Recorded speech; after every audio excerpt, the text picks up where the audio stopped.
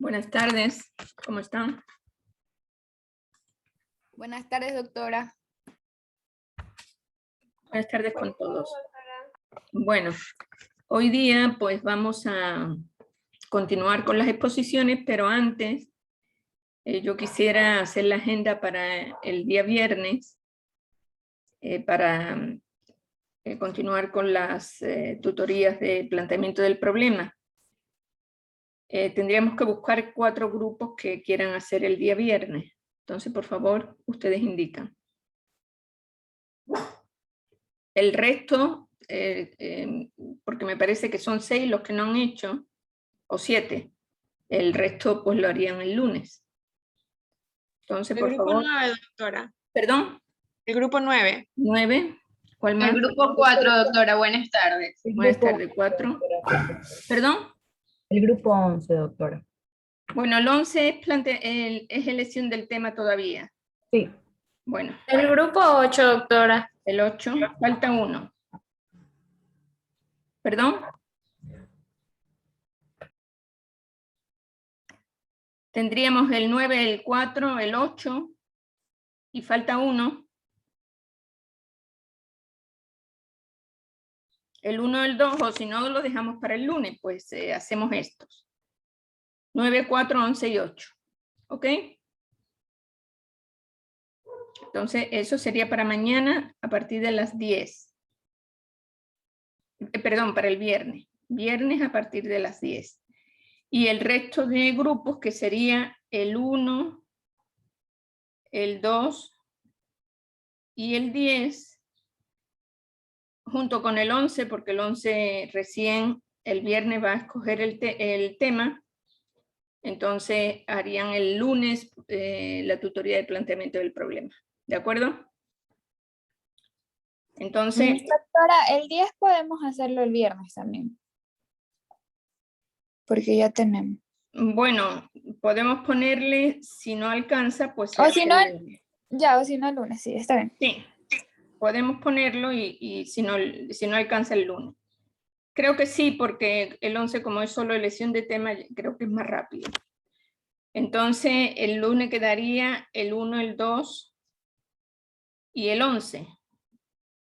De momento, 1, 2 y 11 como planteamiento del problema. ¿Ok? Bueno, muy bien. Entonces, hoy día pues vamos a continuar con las exposiciones porque, miren, hagamos una perspectiva de lo que nos queda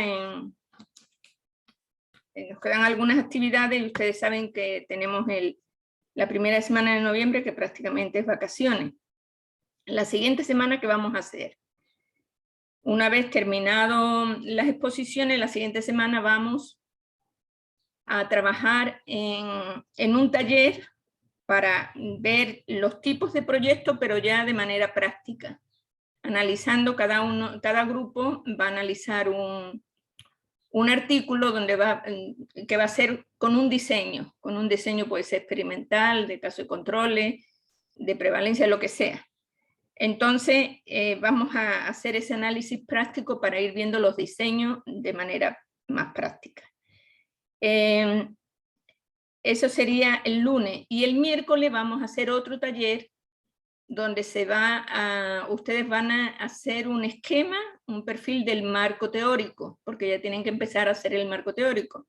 Entonces hacemos ese perfil para que en la semana de vacaciones ustedes ya vayan construyendo el marco teórico. Yo también voy a poner otra tarea, una tarea que es el análisis crítico de artículos científicos, que yo la voy a dejar colgada,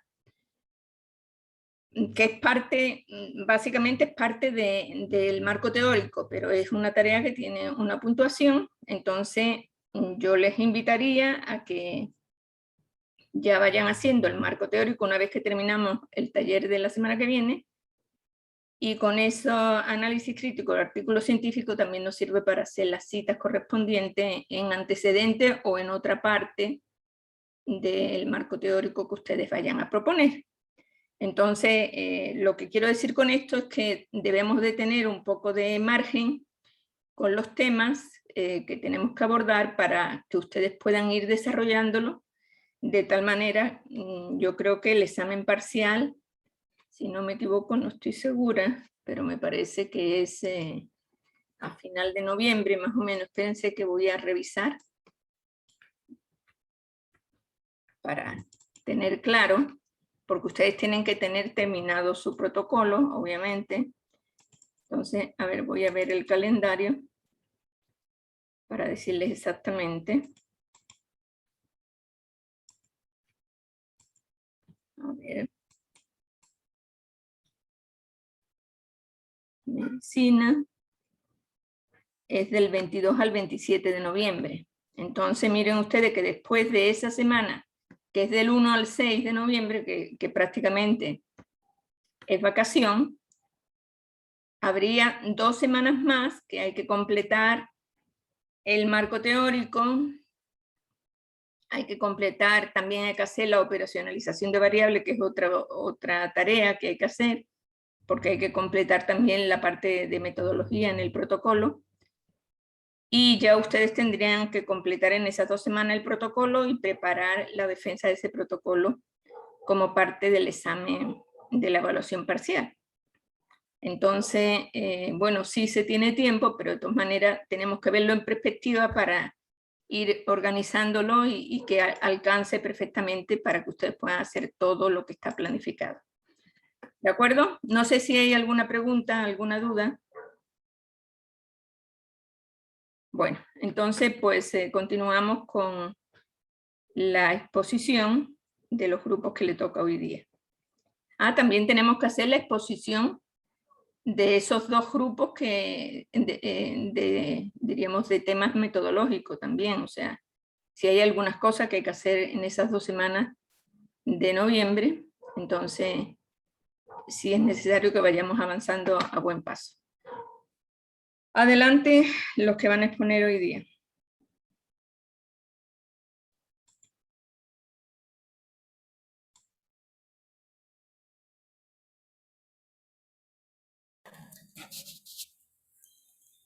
Bien. Buenas tardes, doctoras y compañeros. Somos el grupo número 3 y hablaremos sobre el estudio de casos y controles y el estudio de corte. El grupo está conformado por Olga García, Yeseidi Lucas, Ana Morales, Yuleisi Mendoza, Luisa Villamar y mi persona Juan Pivac. Siguiente. Bueno, el estudio de casos y controles va a ser un diseño de investigación en el cual los grupos de individuos son seleccionados en términos tanto de casos o de controles, según si tienen o no respectivamente la enfermedad o evento que se vaya a estudiar. Estos grupos de casos y controles son comparados con respecto a las características, ya sean pasadas o existentes, denominadas como los factores de riesgo. Esto tiene como fin aclarar el papel de estos últimos en el desenlace de algunas enfermedades cuya etiología se quiera establecer. Como tenemos en la imagen, para la selección de los sujetos, parte de la enfermedad o efecto hacia la causa o factor de riesgo. Como mencioné al comienzo, los casos responden a la enfermedad y los controles es la sin la enfermedad. Ahí hay que preguntar si estos casos son expuestos o no expuestos. Asimismo, los controles, si son los controles están expuestos a la enfermedad o no. Siguiente, por favor. Bueno, tenemos las características del estudio de casos y controles. Aquí tenemos 6 puntos importantes. El primero, que inicia con los que tienen la enfermedad. Segundo punto, que van a ser retrospectivos. ¿Por qué? Aquí se investiga hacia atrás en el tiempo, porque aquí se va a determinar los factores de riesgo. Tercero, van a ser observacionales. Dado que no realizan ninguna intervención, sino por su nombre lo indica, se van a observar la ocurrencia de estos eventos. Cuarto, tenemos que son analíticos. Aquí se van a comparar los controles similares a los casos y también porque va a permitir formular alguna hipótesis en relación a evaluar cualquier asociación entre 2 o más variables. Quinto, es semejante, es decir, que tanto el grupo de controles tiene que ser semejante o relacionado con el grupo de casos en algunas características específicas. Ejemplo, el hecho de que los casos y controles provienen de la misma población de referencia va a jugar un papel fundamental para que exista preferentemente una inferencia y sea válida. Y sexto punto, tenemos la población de los controles. Esto puede ser tanto de una misma área geográfica, pacientes institucionales, familiares de los casos o amigos, entre otros. Bueno, a continuación mi compañera seguirá hablando sobre las ventajas y desventajas. Gracias. La siguiente diapositiva, por favor. Bueno, en cuanto a las ventajas de los estudios de caso de control, estos van a ser un diseño apropiado para enfermedades que son poco frecuentes o para enfermedades que se desarrollan en un tiempo prolongado. Para estos casos también va a existir una hipótesis preliminar que pues se va a dar dependiendo la investigación que se haya dado, y esto va a servir como base para realizar la hipótesis. Y bueno, se usan registros existentes, es decir, que se va a usar historias clínicas que ya hayan, dependiendo de la información de la enfermedad que se haya elegido, y también a partir de encuestas. Son estudios rápidos y de bajo costo. De hecho, se mencionaba que se utilizaban por cuestiones de practicidad, es decir, que, bueno, tienen bajo costo y el tiempo pues no es tan largo. Siguiente, por favor. Y ya, en cuanto a las desventajas de estudios de caso control, mencionaba que estos van a tener un número de sesgos mayor. Entonces, como se mencionaba en las ventajas, que eran prácticos porque tenían un bajo costo y un corto tiempo, sin embargo, esto de aquí no va a dar una validez tan alta a estos estudios. Entonces, la información en estos estudios debe ser tomada con reserva, es decir que en algunas enfermedades crónicas el tiempo transcurrido entre el factor de riesgo y el desenlace del evento, que bueno, puede variar de años a meses, puede tener una deformación en la información, es decir, y esto puede dar un sesgo en los resultados. Entonces, es recomendable que en caso de hacer esto, pues la información obtenida en un registro también sea verificada a través de entrevistas para así determinar lo que es la concordancia entre estas dos fuentes. Y bueno, pues, también tenemos el problema mayor, que es la elección del grupo control, que es el que esté ausente de la enfermedad. Pues generalmente la información, tanto cualitativa como cuantitativa, puede ser obtenida con mayor exactitud en el grupo de los casos, es decir, que ya en los pacientes que ya está presente la enfermedad. Y bueno, la dificultad de obtener una información similar para los controles obliga a reducir esta información y puede ser considerada como en términos dicotómicos, es decir que son opuestos, pero a su vez también se relacionan entre sí. Y bueno, también hace que se interpreten las asociaciones obtenidas con un poco de reserva, para así bueno, no haya tanto sesgo al momento de dar un resultado. Hasta aquí mi parte, seguiría los ejemplos del caso de control.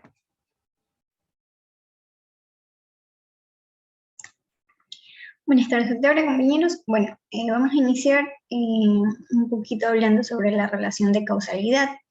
En la investigación, la causalidad es aquella relación que se encuentra entre las variables.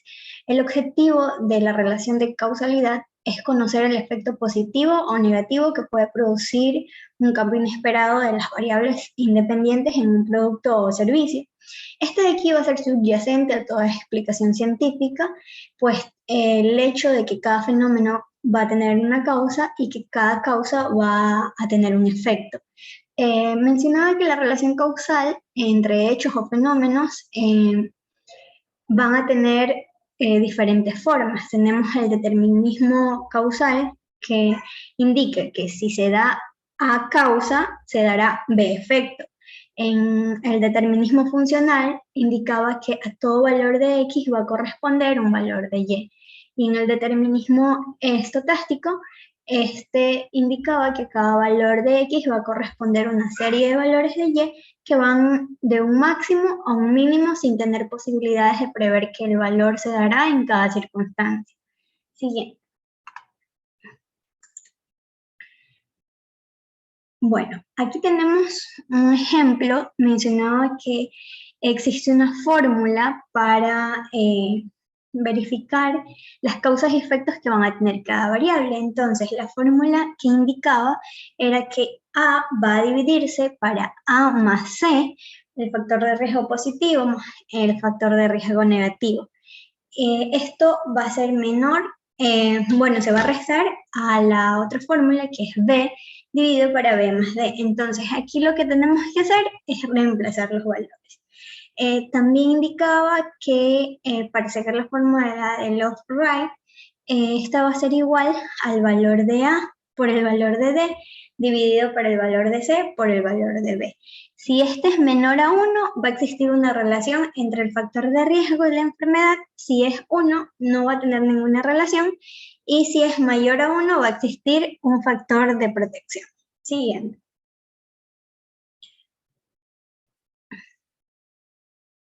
Bueno, aquí tenemos un ejemplo de estudios de casos y controles donde ya están suplantados los valores. Tenemos que en los casos, vamos a tener los casos presentes y los controles ausentes, factor de riesgo positivo, factor de riesgo negativo. Aquí, como podemos observar, el Love-Wright, vamos a suplantar los valores, entonces el valor de A por el valor de D, que es 50 por 40, se va a dividir por el valor de B, va a dividirse por el valor de B multiplicado por C. Entonces, esto de aquí va a ser igual a 4, lo que indica que existe un factor de riesgo de protección. Bien, siguiente.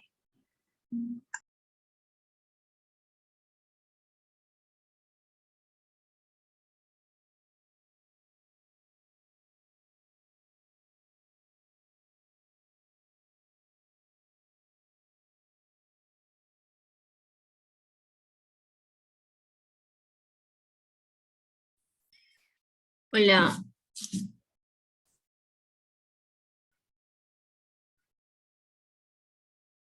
Ahora sí.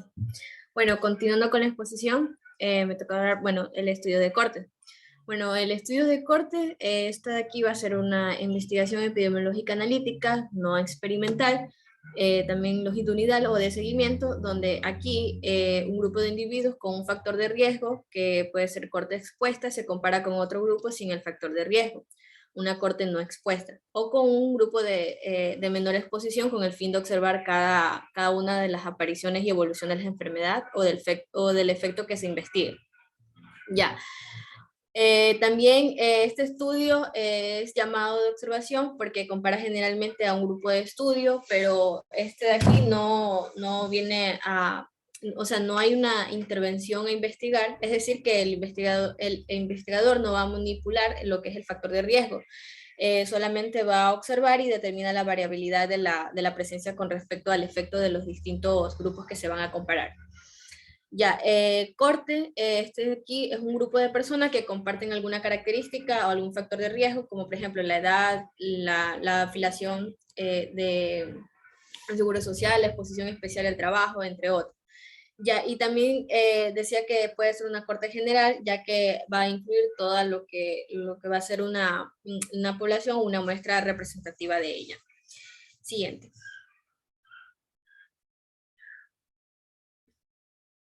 Bueno, para la selección de los sujetos para la exposición o la causa hacia la enfermedad o el efecto. Ahí vemos que tenemos la tablita de los expuestos y no expuestos, se le hace el seguimiento con los que tienen los que tienen la enfermedad o sin enfermedad, y los no expuestos también, asimismo, con el seguimiento, con enfermedad y sin enfermedad. Gracias.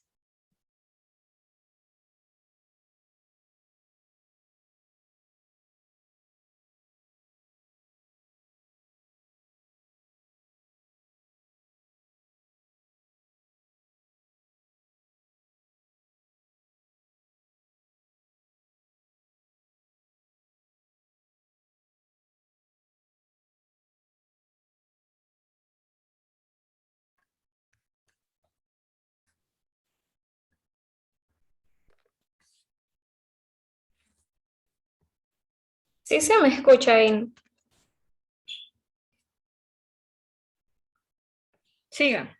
Sí, Ya. escuchamos. Buenas tardes, doctor y compañero.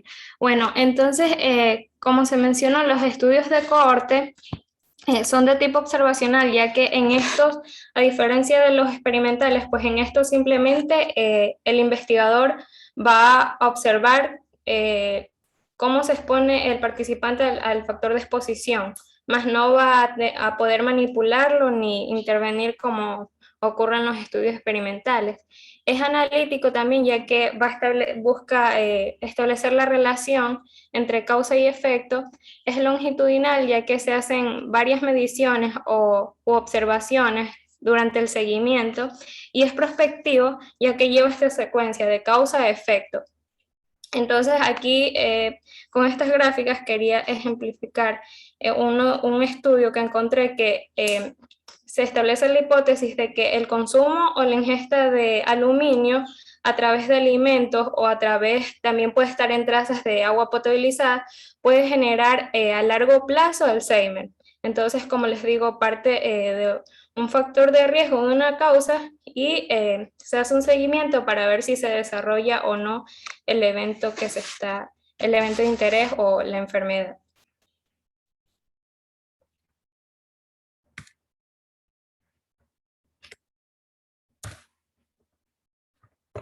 Entonces,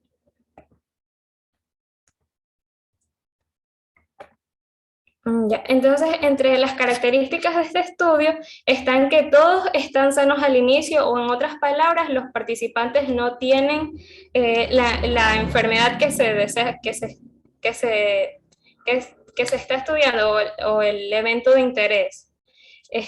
Además de, como mencionamos, se les hace un seguimiento y el objetivo, por ejemplo, estos estudios nos permiten evaluar la incidencia de la enfermedad, la evolución de la enfermedad, la historia natural, la gravedad de la enfermedad. Y como nos permite evaluar también incidencia y ver si el factor al que se exponen es un factor de riesgo o factor de prevención, también nos ayudan con la prevención.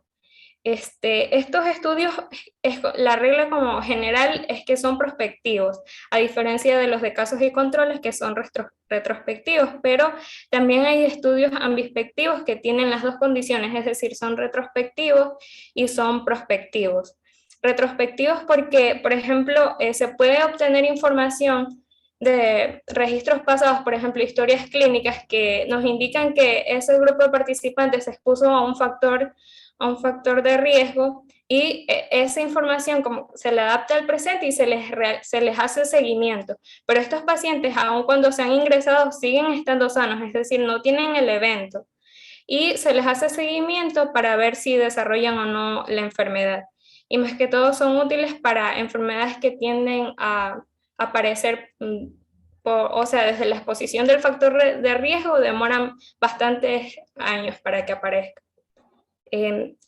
También hay estudios de corte fija y dinámica, ya hablando de los tipos de estos tipos de estudios, y las cortes fijas son estudios en donde los participantes que ingresaron, o sea, solo ingresan en la fecha de reclutamiento, mientras que las cortes dinámicas permiten entradas y salidas durante el seguimiento.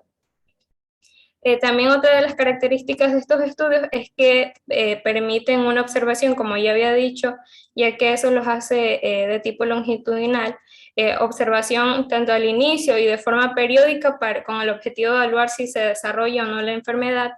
Se aconseja que los investigadores no conozcan qué qué participantes conforman el grupo de exposición y el grupo no expuesto, para evitar sesgos, y también pues estos estudios van a medir el factor de riesgo tanto al inicio y de forma periódica para ver si cambia, o sea, para ver si se mantiene estable o va a fluctuar, pero como ya mencioné, no hay manipulación del factor de riesgo o el factor al que se expone. Bueno, y en cuanto a las ventajas y desventajas, pues estos estudios, los estudios de cohorte, proporcionan evidencia sólida debido a la secuencia, que parten de la causa y es como que en tiempo presente y se evalúa durante el tiempo con ese seguimiento para ver si se desarrolla la enfermedad, y se los considera de mayor evidencia científica con relación a los estudios de casos y controles que son retrospectivos. Estos ofrecen información fidedigna en cuanto al factor de riesgo, ya que como mencionaba, miden el factor de riesgo, determinan el evento y la secuencia, o sea, en qué tiempo aparece o no aparece el evento. Y en cuanto a las desventajas, pues suelen haber pérdidas de los participantes, y a pérdidas consideramos pacientes participantes que abandonan el estudio o que fallecen por alguna causa que no sea por el evento de interés, por la enfermedad que estamos estudiando. Y pues estos no incluyen intervenciones, es decir, no son experimentales. Como sabemos, los experimentales son como que la mayor evidencia científica en el área de medicina. Y pues debido a que se les hace generalmente seguimientos largos, esto genera mayor gasto. Esas son las desventajas. Eso sería todo, gracias. Bueno, ahí siguen los ejemplos.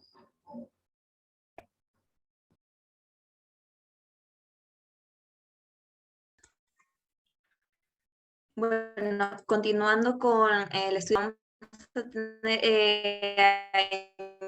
individuos con enfermedad presente y factor de riesgo positivo, que sería la letra A. La enfermedad ausente con factor de riesgo positivo, que sería la letra B.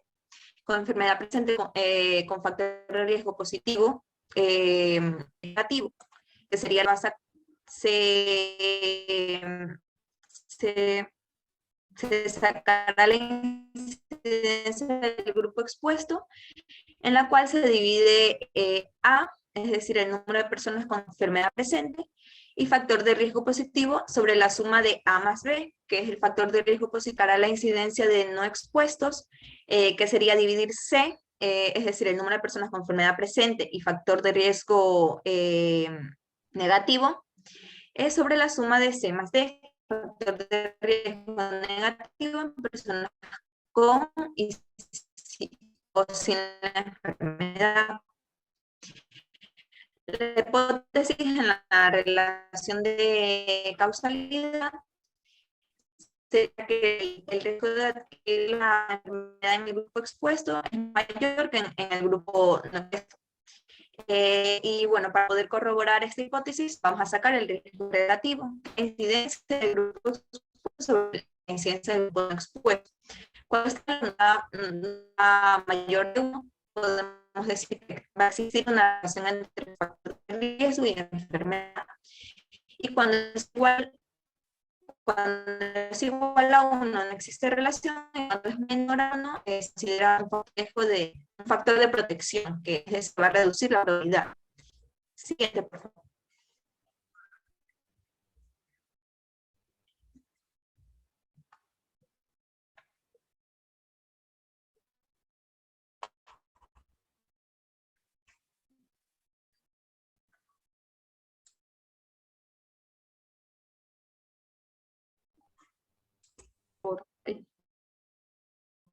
Ya. Bueno, ahora vamos a tener un ejemplo con datos, en el que, bueno, vamos a tener la hipótesis de que un resultado de Helicobacter pylori positivo es un factor de riesgo para presentar la enfermedad de cáncer gástrico. Bueno, entonces vamos a tener el número de personas con enfermedad presente y factor de riesgo positivo, con factor de riesgo negativo 50. Bueno, sacando lo que son la incidencia de expuestos, nos va a dar un valor de 0,66, como expliqué antes, dividiendo A sobre A más B, 0,29, que sería C sobre C más D.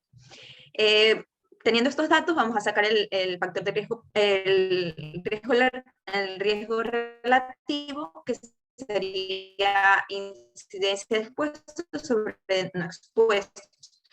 Y esto nos va a dar un riesgo relativo de 2,29. Como existe una relación entre el factor de riesgo .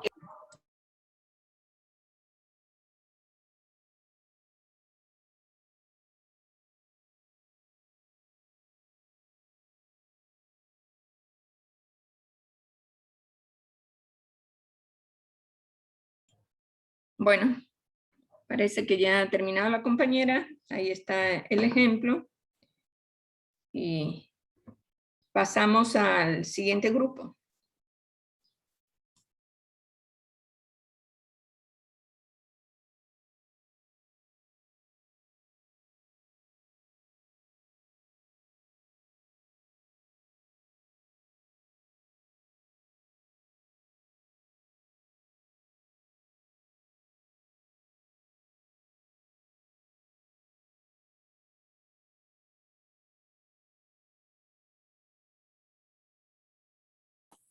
Eh, bueno, buenas tardes, doctora, compañeros. Nosotros hablaremos sobre los estudios experimentales, cuasi experimentales y preexperimentales.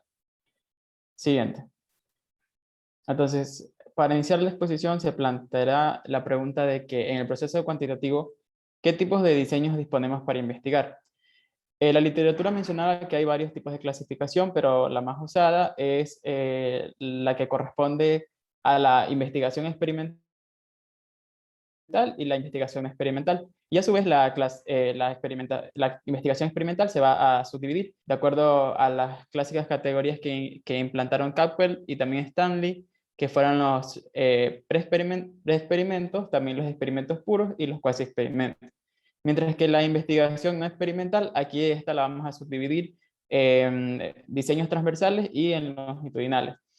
Se mencionaba que entre ambos tipos de investigación y también sus diseños que estos presentan, pues no hay una diferencia o hay una ventaja entre ellos. Es decir, no hay una ventaja de hacer un estudio experimental frente a uno no experimental. Eso es lo que mencionaba la literatura. Porque ambos van a ser relevantes y también van a ser necesarios. Y asimismo también cada uno de ellos va a tener su propio valor.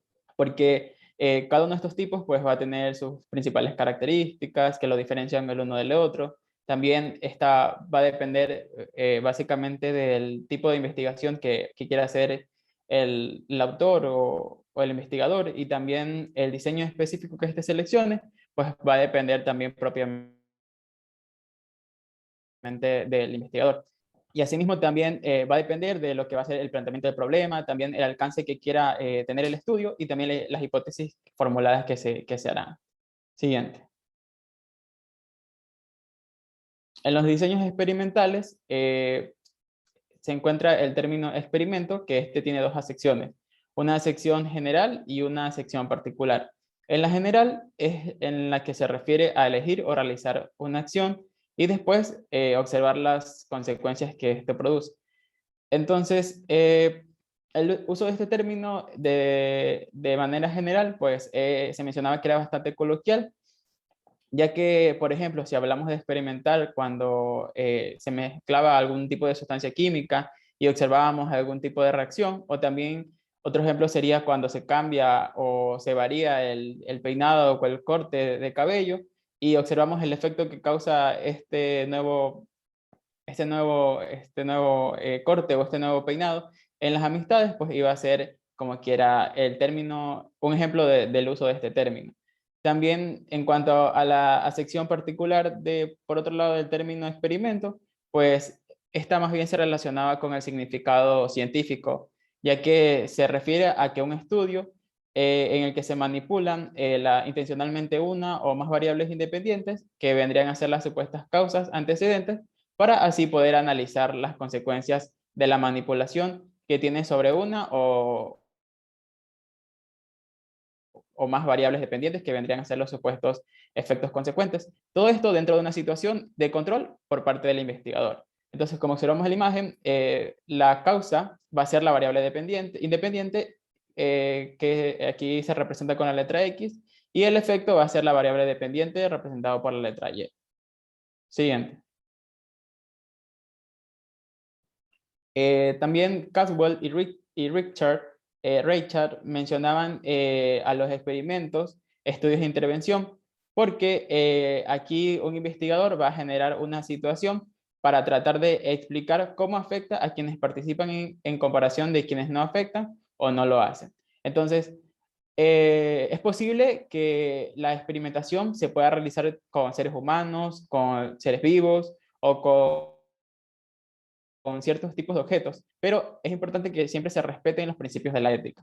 También, como observamos en la imagen, los experimentos pueden manipular tratamientos, algún tipo de estímulos o influencias, o también intervenciones, que estos vendrían a ser las variables independientes, mientras que los posibles efectos que se van a evaluar vendrían a ser las variables dependientes.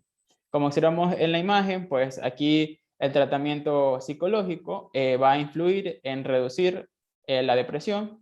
Asimismo, también un tratamiento médico va a mejorar la artritis, y un nuevo motor revolucionario pues incrementa la velocidad.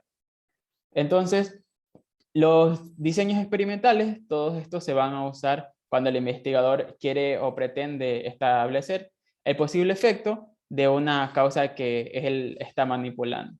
Sin embargo, hay ocasiones en las que no vamos a poder o no debemos experimentar, como por ejemplo en algunas situaciones poco comunes. La literatura mencionaba, por ejemplo, evaluar el efecto que produce pues lanzar un meteorito hacia la Tierra, ya que esto pues nadie puede manipularlo. Entonces, este tipo de investigación o este tipo de experimentación más bien, pues no se podría realizar. Tampoco se recomendaba que se realice experimentar en hechos pasados, así mismo como también no experimentar con ciertos, o sea, con seres humanos, ya que estaba pues contra los principios de la ética. Y siguiente.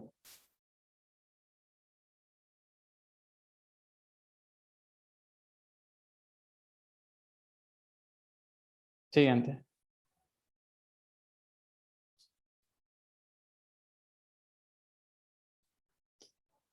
Y en cuanto a la variable independiente, pues en un experimento esta iba a ser de gran importancia. Sin embargo, para que se la considere propiamente como la variable independiente, debía de cumplir 3 requisitos o 3 características principales. La primera es que debe anteceder a lo que es la variable dependiente. También la segunda es que varíe o esta sea manipulada. Y la tercera es que esta variación de esta variable independiente pues pueda ser controlable.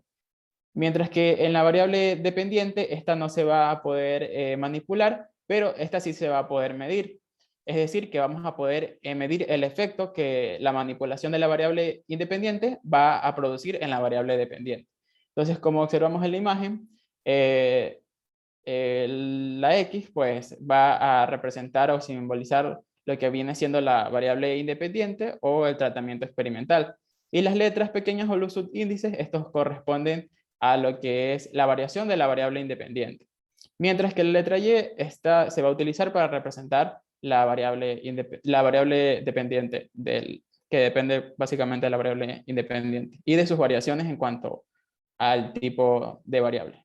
Siguiente. En cuanto a los grados de manipulación de la variable independiente, pues la manipulación o la variación de una variable independiente, esta puede realizarse en 2 o más grados. Asimismo, también el nivel mínimo de manipulación de la variable independiente pues puede ser la presencia o la ausencia de esta. Y en cuanto al grado o al nivel de la manipulación de la variable, pues siempre se debe tener como mínimo un grupo en cada grupo de variación. Entonces, empezaremos con la presencia o ausencia de la variable independiente. Aquí, en este nivel o en este grado, y va a implicar de que un grupo se va a exponer a la presencia de la variable independiente y el otro no. Entonces, posteriormente, lo que vamos a hacer es que vamos a comparar o vamos a relacionar estos dos grupos, es decir, el grupo expuesto a la variable independiente y el grupo que no fue expuesto a la variable independiente. Un ejemplo de esto se mencionaba de que era, supongamos de que en un grupo de personas con artritis reumatoide se le administraba un tratamiento médico y al otro grupo no se le administraba. Entonces, al primero se lo va a conocer como el grupo experimental, mientras que al que no fue expuesto a la variable independiente se le iba a denominar como grupo control. Pero ambos iban a participar en el estudio e iban a ser importantes. Y luego de esto, sí, iba a observar o se iban a determinar pues los resultados y si hubo alguna diferencia significativa del grupo que fue expuesto a la variable independiente del grupo que no fue expuesto a la variable independiente. Y asimismo, pues la presencia de la variable independiente Esta también la vamos a denominar como tratamiento experimental, intervención experimental o también estímulo experimental.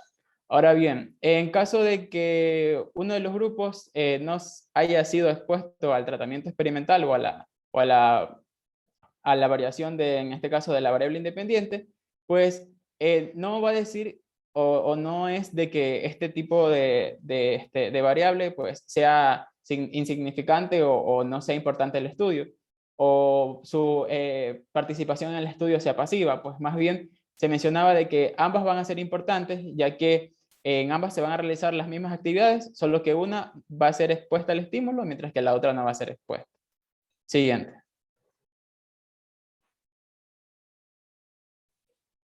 Ahora, hablando de los más de 2 grados de la variable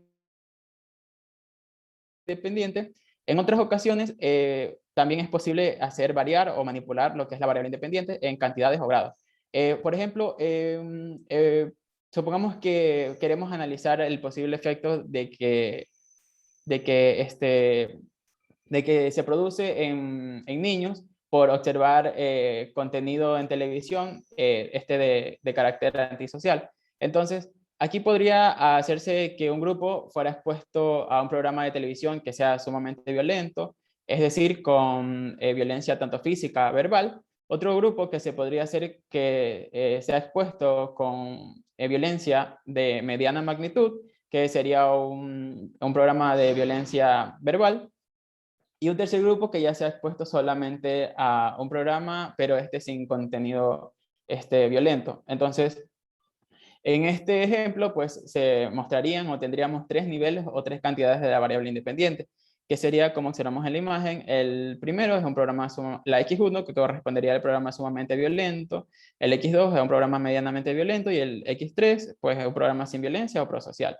Entonces, al manipular la variable independiente en varios niveles, esto va a tener la ventaja de que no solo va a poderse determinar si la presencia de la variable independiente o el tratamiento experimental tiene un efecto, sino más bien si existen distintos tipos de niveles de la variable independiente, pues van a producir diferentes efectos. Entonces, es decir, que la magnitud o el alcance del efecto, que viene a ser Y, pues va a depender de la intensidad del estímulo, es decir, de la variación de la variable independiente, ya sea X1, X2, X3 y así sucesivamente. Siguiente.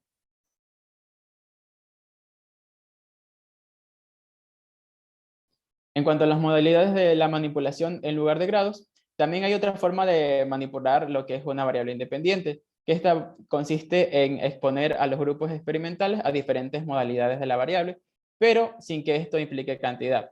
Por ejemplo, esto puede ser al experimentar con algún tipo de semilla, también en la forma de cómo se puede comunicar un mensaje a los ejecutivos de una empresa, ya sea esto por correo, por WhatsApp, por Gmail, por algún memorando, por físico o por algún otro tipo.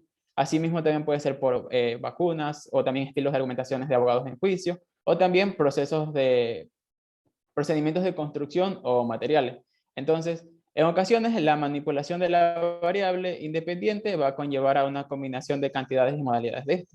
Y también, finalmente, pues es necesario insistir en que cada nivel o cada modalidad de la variable, pues al menos tenga un grupo.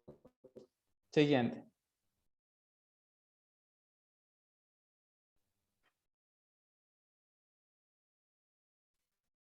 Y por último, ¿cómo se define la manera de manipular las variables independientes? Al manipular una variable independiente es necesario especificar qué se va a entender por esta en el experimento, es decir, darle una definición operacional experimental. Es decir, que vamos a trasladar el concepto teórico en un estímulo experimental.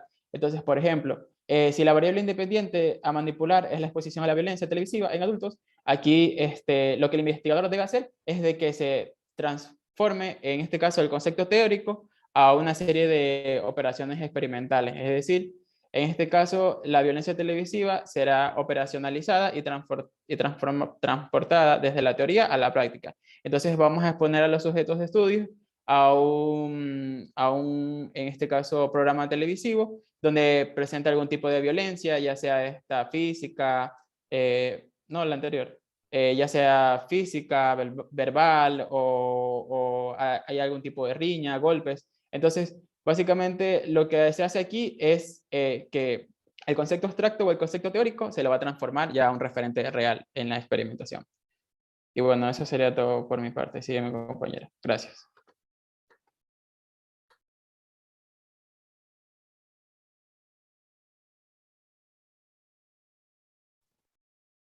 Dale la siguiente, por favor.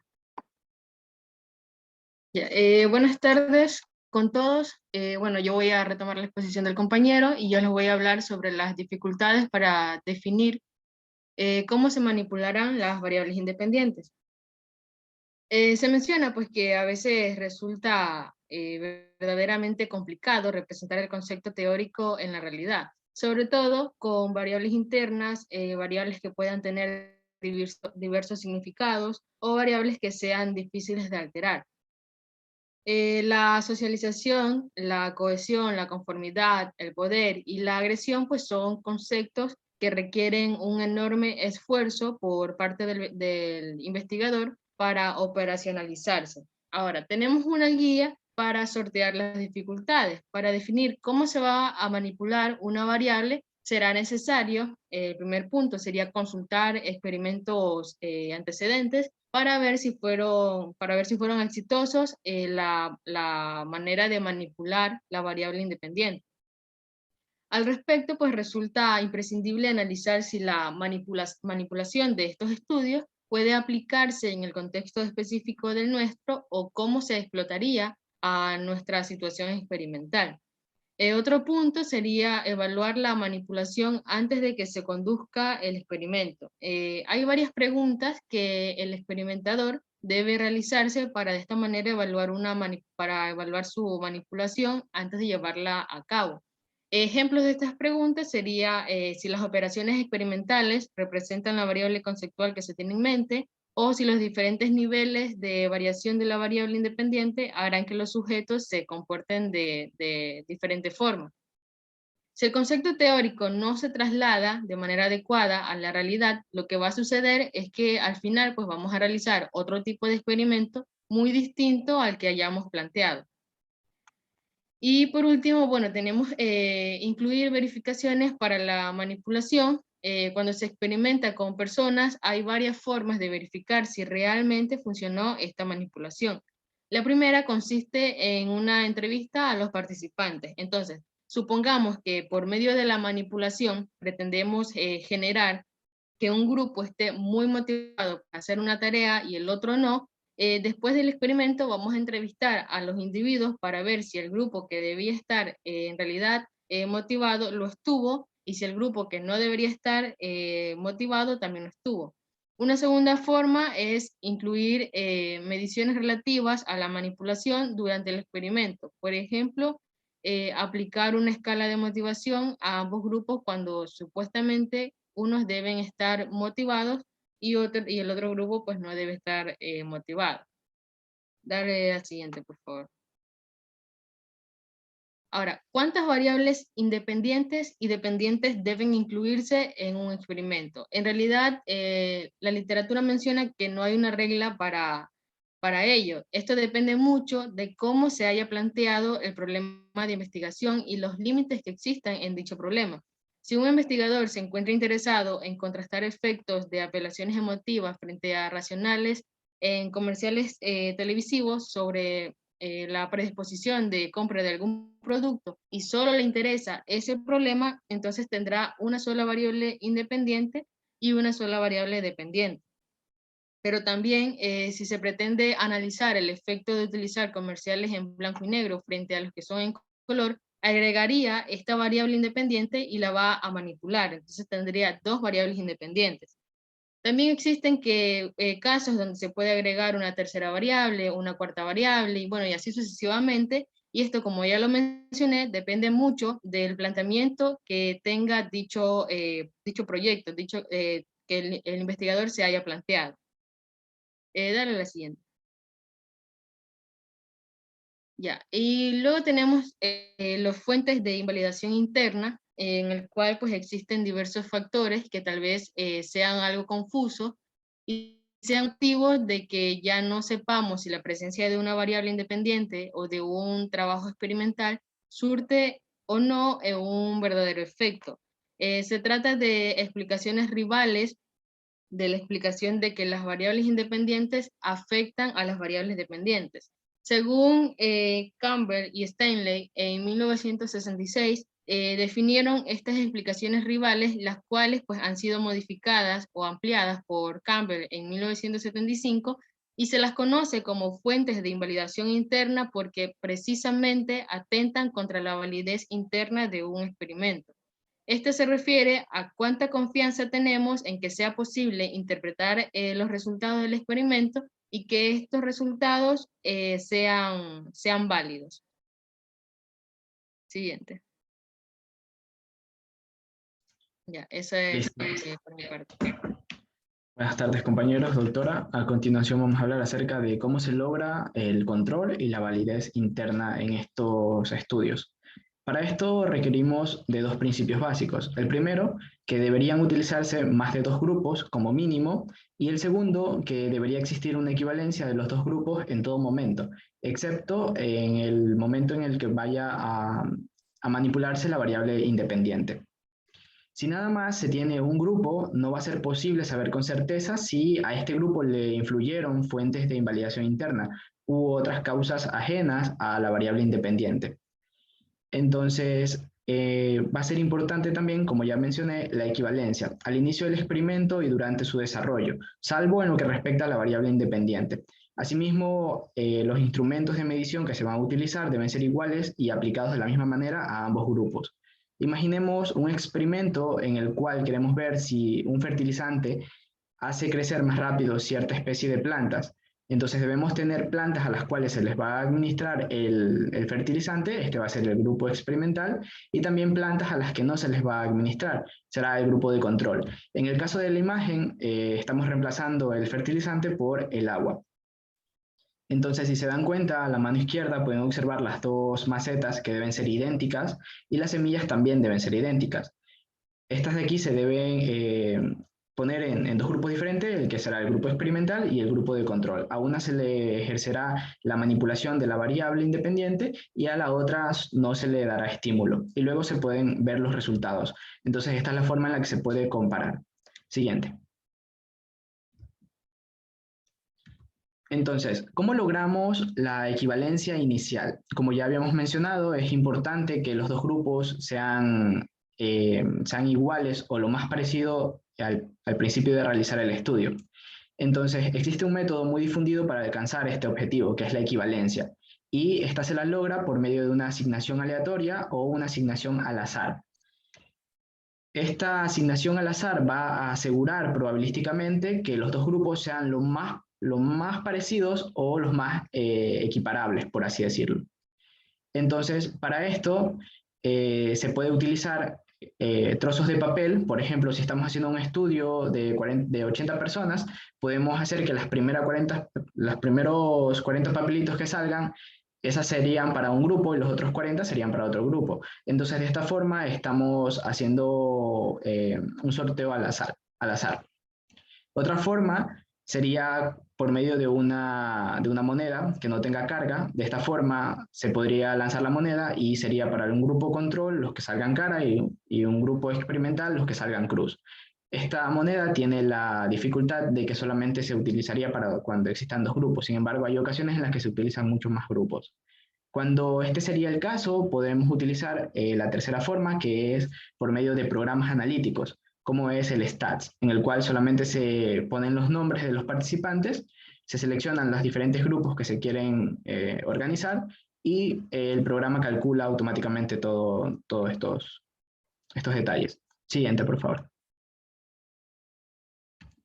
Hay otra manera también en la cual podemos realizar un emparejamiento, y esta es quizás una mucho más óptima, puesto que la anterior, por hacerse al azar, puede que no sea tan equilibrada.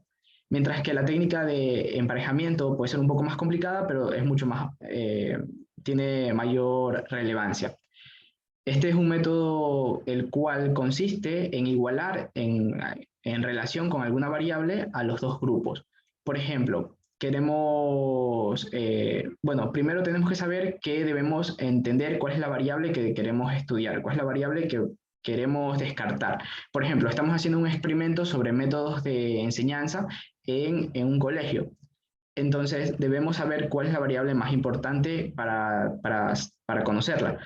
Por ejemplo, el conocimiento previo que tengan los estudiantes de dicha materia, las notas que hayan tenido en semestres anteriores en dicha materia, o el nivel de inteligencia que tengan estos alumnos. De esta forma, el segundo paso consiste en medir esa variable.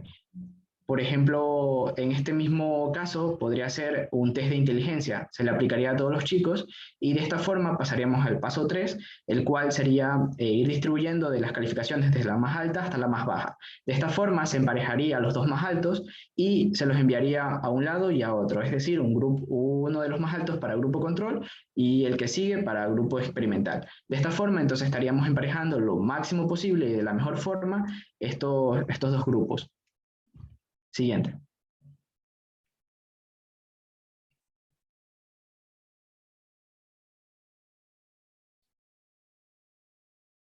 Sí, esa es, sí. Ahora, en cuanto al libro, también nos habla sobre la tipología que se utiliza en estos diseños experimentales, según Campbell y Stanley. Estos dividen los diseños experimentales en 3 clases, los pre-experimentos, los experimentos puros y los cuasi-experimentos. Entonces, el libro nos habla sobre la simbología que utilizan estos diseños experimentales. En primer lugar, tenemos la letra R, que esta significa que ha habido una randomización, es decir, ha habido una asignación al azar o aleatoria de los participantes a cada grupo. Luego tenemos la G, que son, esto aquí hace referencia a los grupos, puede ser G1, G2, G3, que significaría grupo 1, grupo 2 y grupo 3. Luego tenemos la X, que significa que a este se ha dado un tratamiento o un estímulo o una condición experimental. Luego tenemos la O, y la O significa una medición del grupo. Si la O está antes de una X, significa que es una preprueba, mientras que si la O está después del tratamiento del estímulo, es decir, después de la X, significa que es una postprueba o un test posterior al tratamiento. Luego tenemos el guión, que habla de la ausencia del estímulo, es decir, que no se ha realizado ningún estímulo, y normalmente se usa en el grupo de control. Asimismo, cabe mencionar que la secuencia horizontal, cuando los encontramos de forma horizontal, va a indicar que se han realizado en tiempos distintos, como veremos en el siguiente ejemplo.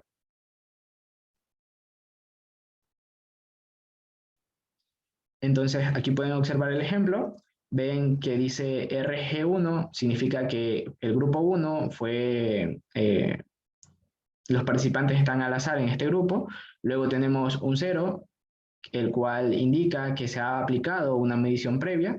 Luego la X, que habla del tratamiento del estímulo. Y luego otro 0, en el cual se ha hecho una postmedición después del estímulo.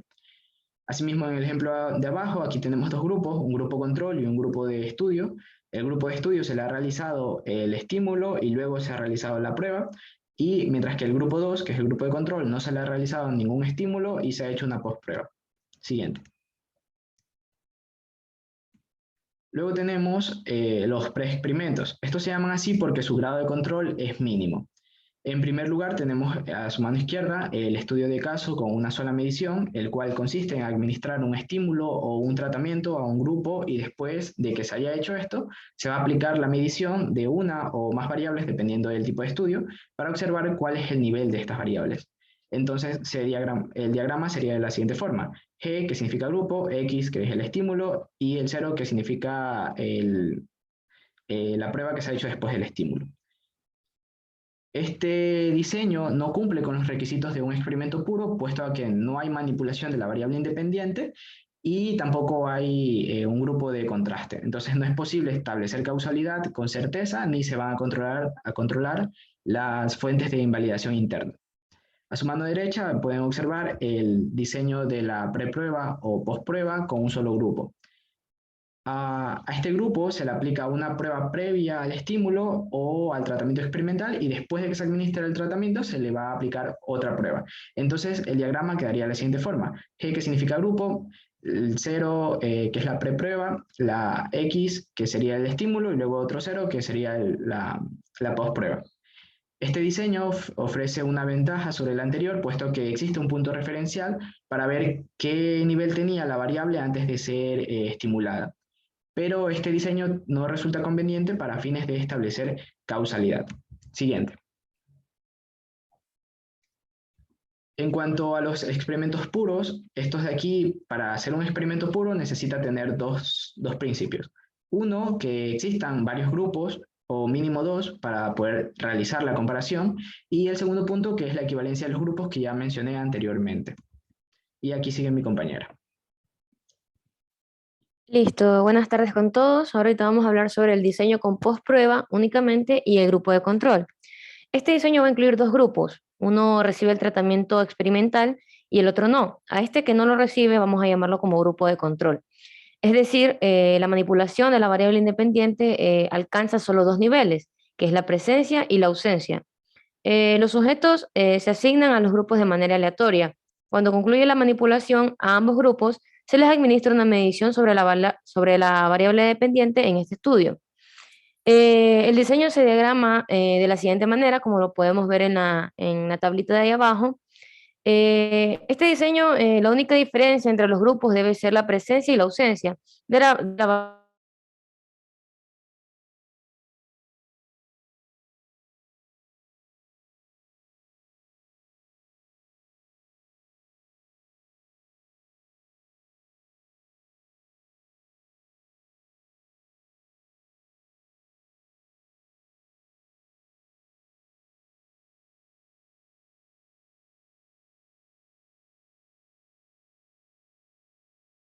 al igual que las condiciones ambientales y demás factores mencionados al hablar sobre la equivalencia de los grupos. Siguiente diapositiva, por favor. Wiersma y Jurs en 2008 nos comentan que de preferencia la postprueba debe administrarse inmediatamente después de que concluya el experimento, en especial si la variable dependiente tiende a cambiar con el paso del tiempo. La postprueba se aplica de manera simultánea a ambos grupos. La comparación entre las postpruebas de ambos grupos, digamos 1 y 2, nos indica si hubo o no efecto de manipulación, o si ambas difieren significativamente, cuando 1 y 2 no son iguales. Esto nos indica que el tratamiento experimental tuvo un efecto a considerar. Por tanto, se va a aceptar la hipótesis de diferencias de grupos. Si no hay diferencias, o sea que 1 y 2 son iguales, esto indica que no hubo un efecto significativo del tratamiento experimental X. En este caso se va a aceptar la hipótesis nula. Y en ocasiones se espera que 1 sea mayor que 2. Por ejemplo, si el tratamiento experimental es un método educativo que va a facilitar la autonomía por parte del alumno, y si el investigador formula la hipótesis de que incrementa el aprendizaje, cabe esperar que el nivel de aprendizaje del grupo experimental expuesto a la autonomía va a ser mayor que el nivel de aprendizaje del grupo de control, que va a ser el no expuesto a la autonomía. O sea, 1 va a ser mayor a 2. En otras ocasiones se espera que 1 sea menor que 2.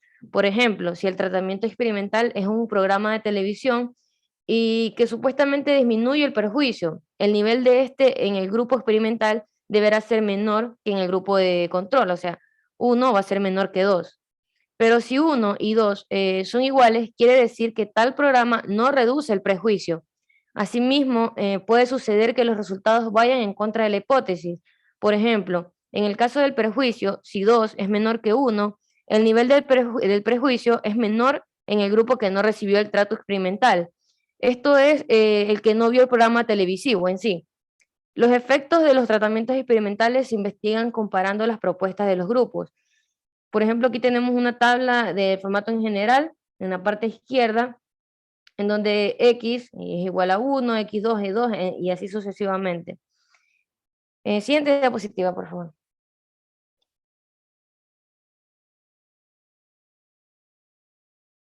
Ya, tenemos el diseño con prueba y posprueba y grupo de control. Este diseño va a incorporar la administración de pruebas a los grupos que componen el experimento. Los participantes se asignan al azar a los grupos y después se les aplica simultáneamente la preprueba. Un grupo va a recibir el tratamiento experimental y el otro no. Como se lo mencionó anteriormente, este va a ser el grupo de control. Por último, se les administra también simultáneamente una prueba, como se ve en el diseño del diagrama en la parte superior.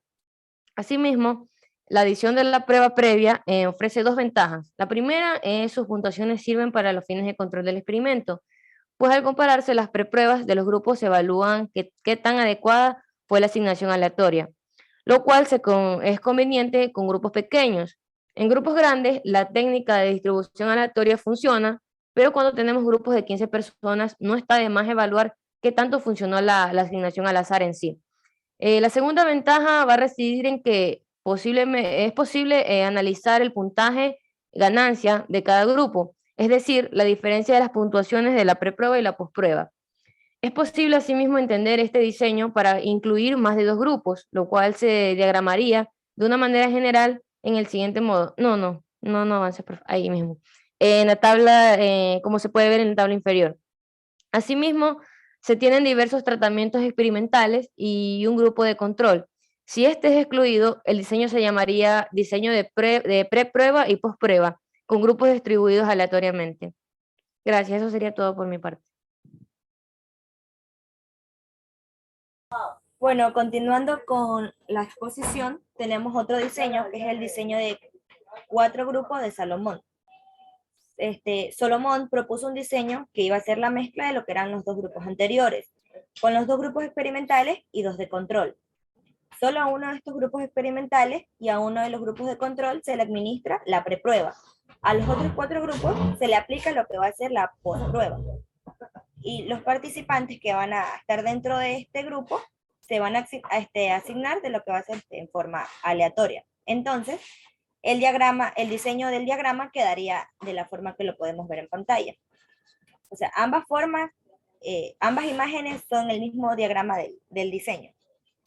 La ventaja de este diseño es que el experimentador tiene la posibilidad de verificar los posibles efectos de lo que va a ser la preprueba sobre la postprueba, puesto que a unos grupos se le administra un test previo y a los otros no. La siguiente, por favor. Tenemos el diseño experimentales de series cronológicas múltiples. Los diseños con varias postpruebas o bien con diversas prepruebas y postpruebas con repetición del estímulo, con varios tratamientos aplicados a un mismo grupo y a otras condiciones. Entonces, para poder entender un poco más sobre esto, tenemos que saber qué es el término de la serie cronológica. Entonces, este término es el diseño en el que se efectúan al paso del tiempo varias observaciones o mediciones sobre una o más variables, sea o no experimental. En estos diseños se pueden tener 2 o más grupos y los participantes, al igual que los otros, también se asignan al azar. La siguiente, por favor. En los diseños factoriales manipulan 2 o más variables independientes e incluyen 2 o más niveles o modalidades de presencia en cada una de las variables independientes. Se utilizan muy a menudo en la investigación experimental.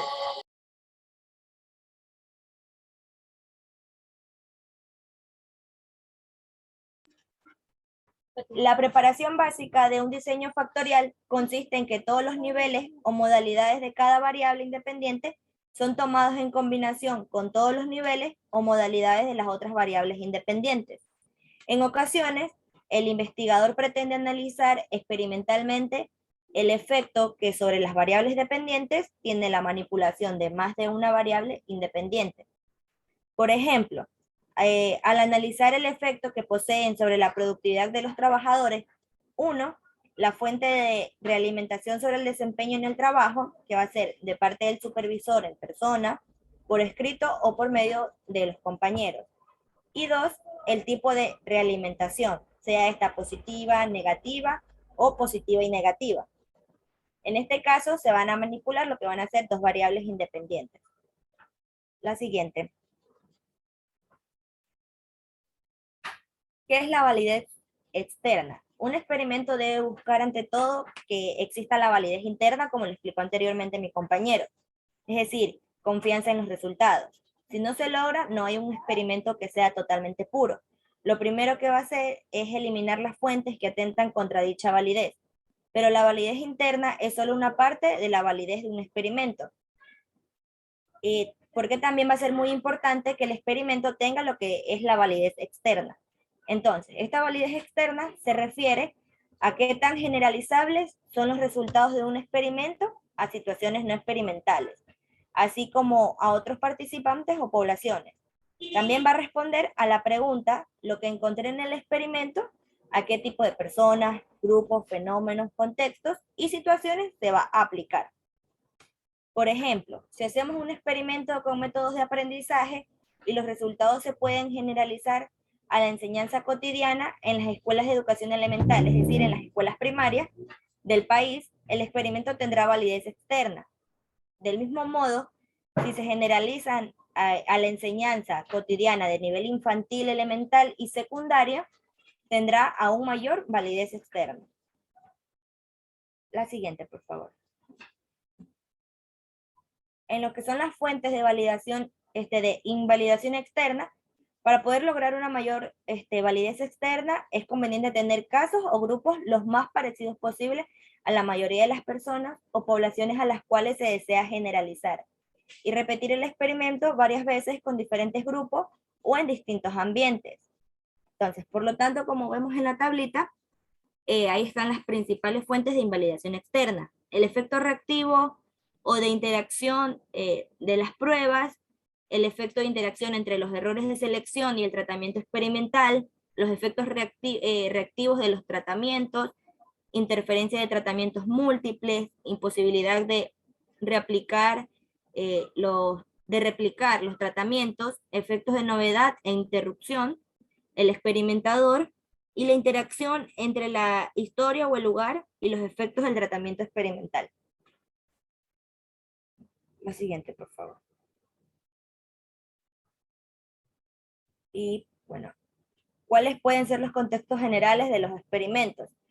En lo que se basa la literatura sobre la investigación, se distinguen dos contextos generales en los que llega a tomar lugar un diseño experimental. Tenemos los experimentos de laboratorio y los experimentos de campo. Los experimentos de laboratorio son aquellos que se realizan en condiciones controladas, en las cuales el efecto de las fuentes de invalidación interna es eliminado, así como el de las otras posibles variables independientes que no son manipuladas o no interesan. Mientras que en los experimentos de campo son aquellos estudios efectuados en una situación realista en la que el investigador manipula una o más variables independientes en condiciones tan cuidadosamente controladas como lo permite la situación. En un ejemplo, si creamos salas para ver televisión y las condicionamos de tal modo que se controle el ruido exterior, la temperatura y otros distractores, incluimos equipo de filmación oculto y llevamos a los niños para que vean el programa de televisión grabado, de esta forma estamos realizando un experimento de laboratorio, porque es una situación que está construida artificialmente. En cambio, si nosotros realizamos el experimento y lo llevamos a cabo en el ambiente cotidiano de los sujetos, es decir, como en sus casas o habitaciones, se va a tratar de un experimento de campo. La siguiente, por favor. Y por último, ¿qué alcance tienen los experimentos y cuál es el enfoque del que se deriva? Pues bueno, estos se tratan de diseños que se fundamentan en el enfoque cuantitativo y en el paradigma deductivo. Se basan en hipótesis preestablecidas, miden variables y su aplicación debe sujetarse al diseño concebido con antelación. Y al desarrollarse, el investigador está centrado en la validez, el rigor y el control de la situación de investigación. Gracias. Bueno, hemos terminado. Solo decirles que en sus proyectos de investigación, pues pueden adoptar, algunos de sus proyectos pueden adoptar la modalidad, el diseño de preexperimento, es decir, una intervención y hacer un pretest y un posttest. Eso sería básicamente muy parecido a lo que se hace en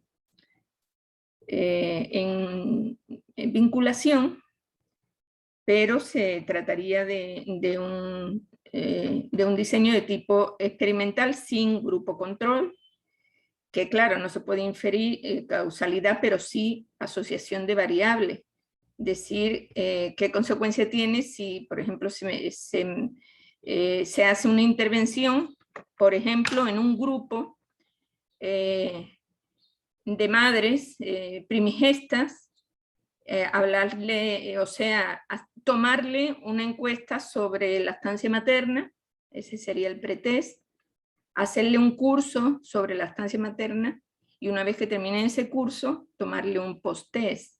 Entonces tendríamos esas dos medidas que pueden adoptar una relación, una correlación. Se puede medir por chi cuadrado y se puede ver si hay diferencia estadísticamente significativa entre el primer test y el segundo test. Entonces eso podría ser relativamente, pues con el tiempo que tenemos, podría ser un diseño que ustedes podrían hacer. Obviamente el resto de diseños, los estudios longitudinales de casos y controles y de cohorte no es posible. Igualmente los experimentos puros que precisan más de una medición son igualmente estudios longitudinales y no es posible tampoco. Entonces, ese sería el único que ustedes podrían tomar en cuenta. Bueno, ya prácticamente todos ustedes ya tienen, o solo falta un grupo que no tiene todavía el diseño, pero entraría dentro de los diseños que se pueden hacer como para proyectos de titulación. Bueno, muy bien, señores, hemos terminado de revisar estos tipos y diseños de investigación. El día lunes vamos a hacer un repaso ya específico, vamos a entregarle a cada uno de ustedes, vamos a hacer grupos al azar y vamos a entregarle un artículo científico con un diseño determinado para que ustedes lo analicen y puedan revisar las bondades del diseño, si se adapta efectivamente a lo que ustedes dijeron como diseño de prevalencia o diseño de serie de casos, o diseño de, diríamos, experimental, etc.